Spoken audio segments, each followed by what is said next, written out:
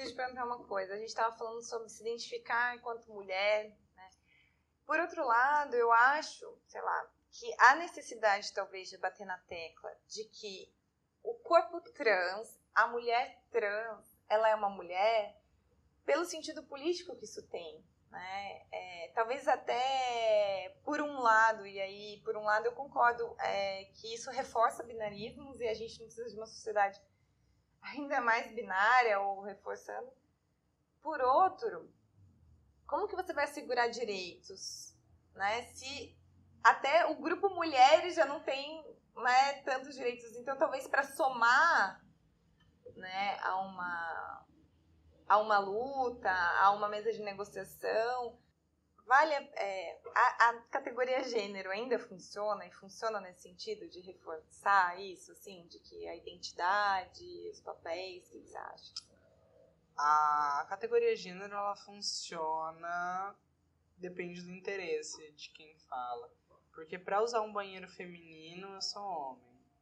Mas para fazer programa, eu sou mulher. Uhum. Tem muitas pessoas trans que elas não preferem estar na categoria mulher. Uhum. Muitas travestis transexuais, que elas acham que elas pertencem a uma outra categoria. Então, até um fator cultural, em algumas culturas existe realmente um terceiro sexo. Mas isso é uma construção também. Porque quando você fala mulher, mulher o que é? É quem não é homem. Uhum. Então, assim, é muita coisa, né?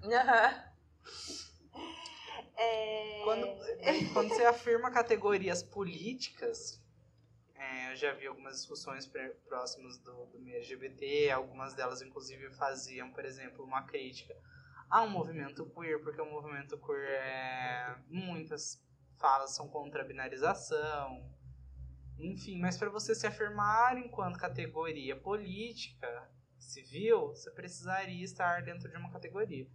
O problema é que essa categoria não serve para todo mundo, e mesmo quando serve, ela não aporta todas as necessidades, né? Então, por exemplo, um colega que é trans conseguiu retificar os documentos, mas ele ele teve um problema no útero, né? Um trans homem. E daí, nossa, uma luta pra conseguir, tipo, pelo plano de saúde, encaminhar pra retirada do útero. Eu, enquanto mulher trans, tenho necessidades diferentes de você, enquanto mulher cis.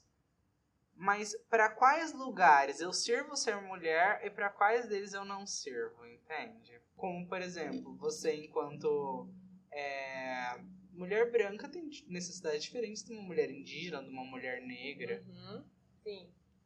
E são N's. Daí nesse lado, tipo, por mais humana que seja a militância, sempre existe brecha para um discurso biológico, né? Ai, mas o útero, a benção do útero, não sei o quê.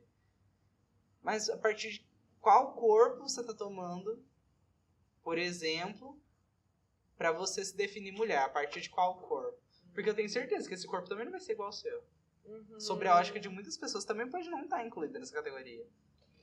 Deixa eu te fazer uma coisa muito... Sabe agora, em Washington, teve a marcha depois que o Trump foi eleito, Das né? mulheres. Isso. E aí eu vi uma discussão, eu vi por cima algumas coisas, tá? Mas assim, durante a marcha, muita gente carregou cartazes escrito Pussy Power, que é o poder da vagina, né? E algumas pessoas em alguns momentos falaram assim, essa marcha é a marcha das vaginas, alguma coisa assim. A minha dúvida é que, assim, algumas mulheres, e aí entra a nossa, sei lá, a nossa dificuldade talvez em construir um movimento em que ao mesmo tempo não seja transfóbico, mas ao mesmo tempo não seja um tabu também falar da vagina, né? Primeiro, você acha que nesse sentido, e eu tenho visto muito isso, para construção de marchas e tal, aquilo que vai ser conteúdo de cartaz, aquilo que não vai ser, né? seria mais adequado não ter esses cartazes? Olha, eu acho que os cartazes, eles são, sim, muito importantes. Principalmente porque muitos são feitos de forma individual e colocam dos porquês da pessoa estar lá participando. Particularmente, por exemplo, assim, falar que, Pussy Power, tipo, ok, tipo, algumas mulheres têm vagina, outras mulheres não têm, então, necessariamente, isso não me desmerece. Mas é importante ressaltar o seguinte, a pessoa transfóbica, o que menos importa pra ela é se você tem uma vagina ou não. Uhum. Então, assim, você pode ser uma mulher trans que fez transgenitalização e estar na marcha das vaginas e não ser bem-vinda na marcha das vaginas. Porque o que menos importa é a vagina. Certo. E é isso que eu ia perguntar pra você, assim.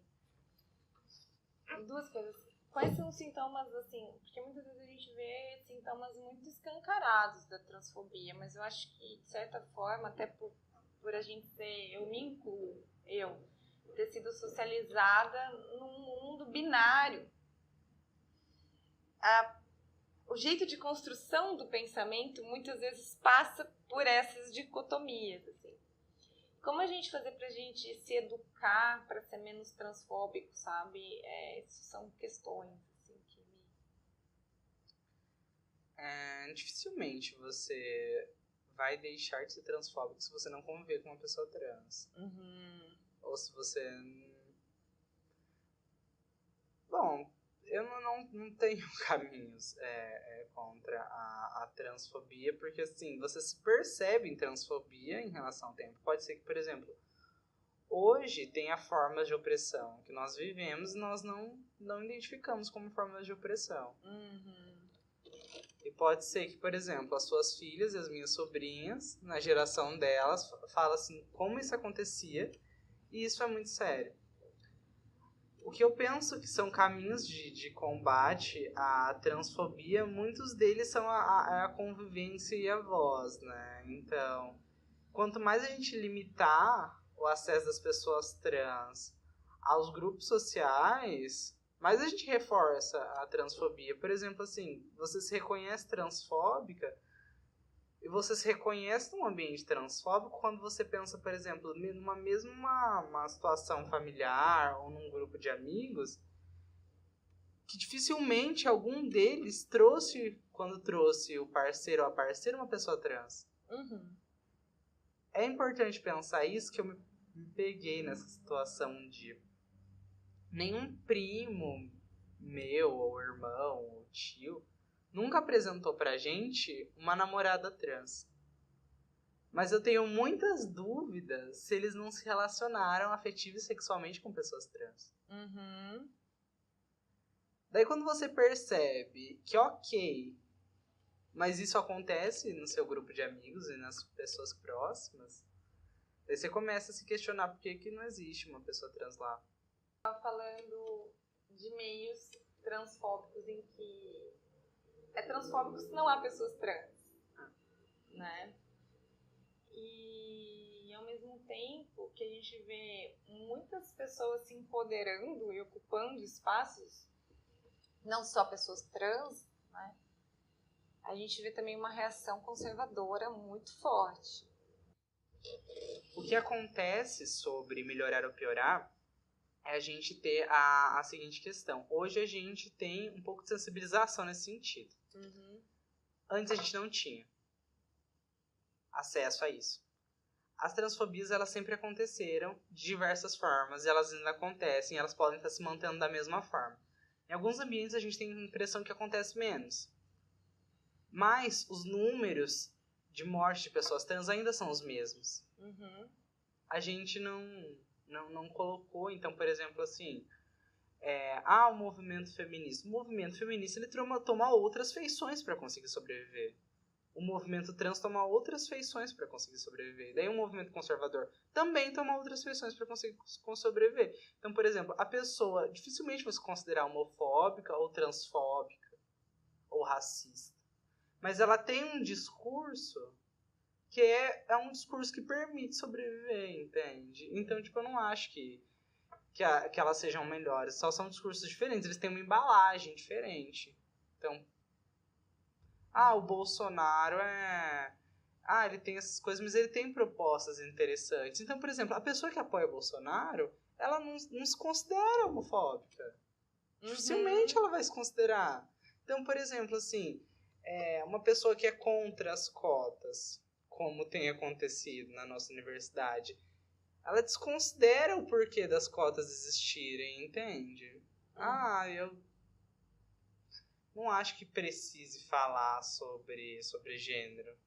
Entende? Tipo, é uma desconsideração e dificilmente a pessoa ela se considera, por exemplo, homofóbica por causa disso, porque assim, se você explanar a questão, não é ser a favor das pautas necessariamente, mas quando você explana a questão com muitas pessoas, você chega no porquê. E dificilmente você vai chegar num porquê não preconceituoso. Não existe uma outra forma de dar visibilidade. Sim. Daí que é isso que entra no contexto. É a mesma coisa que serve para pessoa transfóbica. O que menos importa é o argumento.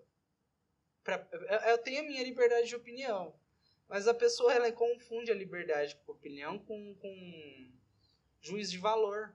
E violência. Então, por exemplo, dentro do que ela considera liberdade de opinião, serve todo tipo de discurso que ela quiser. E não existe limite para esse discurso. Então, por exemplo, o Levi Fidelix, nas discussões presidenciais, ele falou que órgão escritor não reproduz e que essa maioria tem que fazer um levante contra essa minoria, que quer tomar o lugar da maioria. Então, essa minoria quem seriam? Seriam as pessoas LGBT. Recentemente, ele foi multado, uma multa de 25 mil. Se ele vai pagar ou não já é outra história. O que é 25 mil pro Levi Fidelix? Agora, qual que foi o impacto dessa frase dele dentro do meio? Porque o que menos importa pro Levi Fidelix é o argumento que ele tem. E aí ganha um ar de liberdade de expressão aquilo que é o extermínio do outro. E muitas vezes isso parece estar presente, inclusive, nos discursos feministas. Isso tem sido, assim, uma coisa muito chocante para mim, assim. Acho que o feminismo ele é muito múltiplo, né? E eu falando isso me arrisco também a ser atacada de 1000 formas, assim. Mas um feminismo que não se abre para pensar um pouco as outras possibilidades, entende? O que os outros grupos estão falando, seja com mulheres trans, seja com mulheres que são profissionais do sexo, que estão trabalhando, que são trabalhadoras sexuais, porque eu acho o seguinte, o mundo ele é extremamente desigual, cheio de complicações. Então a gente não vai ter assim uma prática perfeita, uma militância perfeita. Só que a gente tem grandes diferenças se a gente tem uma militância pensada para um mundo menos desigual ou se a gente quer reafirmar posições de poder, assim. Eu penso na reafirmação pela homogeneidade. Então, por exemplo, se eu conseguir delinear quem é a categoria mulher, a partir disso, eu posso colocar quais são as pautas das mulheres de uma maneira universal. Entretanto, para delinear quem é mulher, eu preciso delinear quem não é mulher. E muitas vezes, quem não é mulher, pouco importa se a pessoa que não é mulher se identifica dessa forma. Entendi. Então, acontece que é um grito de quem fala mais alto. Porque, por exemplo, assim, a pessoa TERF, eu não considero você mulher. Eu falei assim, a pessoa que vai ver esse vídeo, ela pode atacar a gente. Mas ela vai atacar a gente e ela poderia atacar qualquer pessoa trans nesse contexto. Porque o que menos importa para ela é o que está acontecendo aqui. Se esse grupo não me considera mulher, e a opinião deles tivesse, por exemplo, assim, somente... mas não acontece. É um grupo político. As opiniões dele têm posturas públicas. Sim. Criam um discurso de violência, sim. Sim. E isso não pode acontecer, porque não tem... se você, tipo assim, você não me considera mulher, mas você também não gosta de quem mastigar alto. Então, se fosse uma coisa relativa a isso, tudo bem, gata. Eu não preciso que você me considere mulher. A partir do momento que isso começa a restringir meus direitos civis, aí você é um problema pra mim. Não só pra mim, como ao grupo ao qual eu pertenço e a militância pela qual eu faço, que é de reafirmação. Nós devemos sim ter direitos equitários aos direitos das mulheres cisgêneros. E eu queria perguntar pra você, uma coisa que eu não falei no começo, que você agora vai fazer ciências sociais. Sim. Você mesmo falou da instituição que você vai agora, que é a UFSC. E aí eu queria saber um pouco das suas expectativas, que você já falou um pouquinho, dos seus planos, assim. Bom,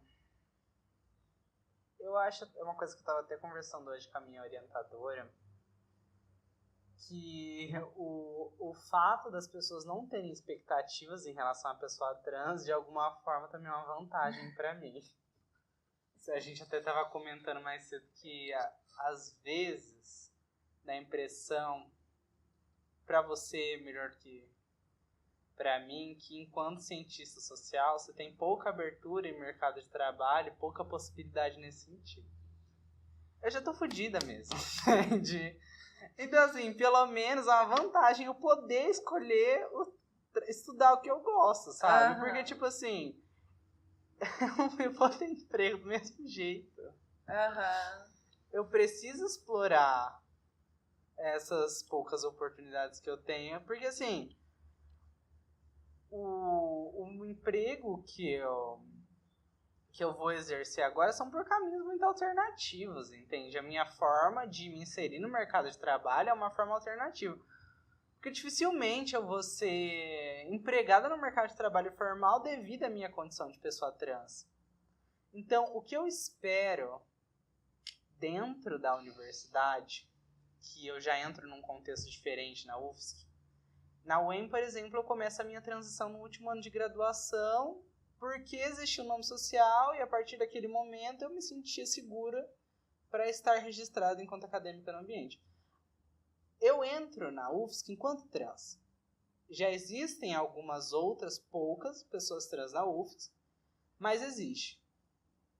Eu entro com uma outra pegada, com uma outra vontade de experienciar aquilo, entende? É uma forma de você entender os espaços que você tem abertura para você poder performar de uma forma melhor e abrir espaço para outras pessoas, quem sabe.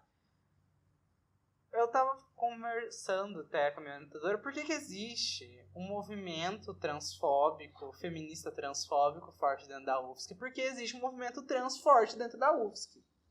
Então você tem uma resposta. E eu acho assim, muitas dessas pessoas, sendo elas feministas, TERFs ou não, elas vão perseguir pessoas da minha condição, independente do espaço onde estiver. Sim. Eu não posso me deixar abater por pessoas que, tipo assim, elas não se importam. Uma pessoa que tem ódio, ela não se importa pra... Então, por exemplo, eu preciso ocupar esse espaço, não por mim, mas porque uma geração de mulheres antes de mim sonhou em estar nesse espaço e elas apanharam por muito menos e muito mais para eu conseguir fazer uma graduação, para eu conseguir ocupar uma cadeira na universidade. Hoje pode ser que nós sejamos 2 na UEM. Mas eu quero que a geração das minhas sobrinhas, das suas filhas, tenham colegas trans. E para isso eu preciso estar lá dentro. Então essa é a minha expectativa em relação à graduação. Quero agradecer, quero dar um abraço. Obrigada. Muito, muito obrigada.